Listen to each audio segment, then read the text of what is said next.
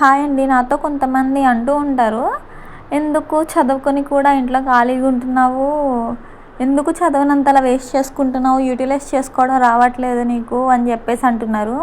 C first of all నేను single అయితే కాదు, నేను మ్యారీడ్ మ్యాన్. ఇంకొకటి, నాకు ఒక 2 years బాబు ఉన్నాడు. ఇప్పుడు వాడిని ఉంచవచ్చు, అమ్మ దగ్గర ఉంచవచ్చు, అత్తయ్య వాళ్ళ దగ్గర ఉంచవచ్చు. బట్ ఉంచిన తర్వాత మేము ఇక్కడ సఫర్ అవ్వాలి. వాళ్ళు బాగా చూసుకుంటారు, కానీ మేము ఎట్లా ఉన్నాడు ఏంటి అని చెప్పేసి యాజ్ ఏ పేరెంట్స్గా మేము సఫర్ అవ్వాలి. అదే వాడు ఇక్కడ ఉంటూ చూసుకుంటూ ఉంటే వాడి ఆలనా పాలన చూసుకున్నట్టు ఉంటుంది. వాడు ఈ ఏజ్ పోతే మళ్ళీ తిరిగి రాదు. ఈ ఏజ్లోనే వాడు ముద్దు ముద్దు మాటలు, వాడి చేష్టలు అన్నీ మిస్ అవుతాం కదా. సో చెప్పడానికి ఏముంది, చేసే వాళ్ళకి అనుభవించే వాళ్ళకే తెలుస్తుంది కదా పెయిన్. అందులోకి అత్తయ్య వాళ్ళు అమ్మ వాళ్ళు ఉండేదేమో ఆంధ్ర, మేము ఉండేదేమో తెలంగాణ. వాడు ఏడుస్తూ అమ్మ కావాలి డాడీ కావాలి అంటే నైట్ వాళ్ళు స్టేట్ దాటి తీసుకొచ్చేయలేరు కదా. అనేవాళ్ళు కూడా కొంచెం అర్థం చేసుకుంటే బాగుంటుంది.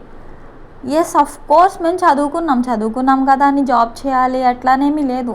చదువుకునేది ఒక సెల్ఫ్ రెస్పెక్ట్ కోసం చదువుకున్నాం, మా కాళ్ళ మీద మేము నిలబడడానికి చదువుకున్నాం.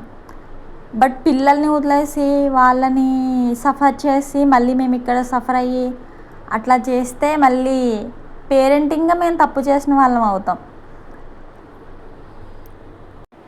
పిల్లలకి పేరెంట్స్తో ఉన్న ఫ్రీడమ్ అండ్ వాళ్ళతో ఉన్న ఎఫెక్షన్, చాలా బాండ్ అనేది చాలా స్ట్రాంగ్ ఉంటుంది. అది కూడా ఈ ఏజ్లోనే స్టార్ట్ అవుతుంది. ఈ ఏజ్ నుంచే వాడిని దూరంగా పెట్టి మేము ఇక్కడుండి వాడు అక్కడుండి అట్లా మేము దూరంగా ఉండి అంత మేము సఫర్ అవ్వాలనుకోవట్లేదు.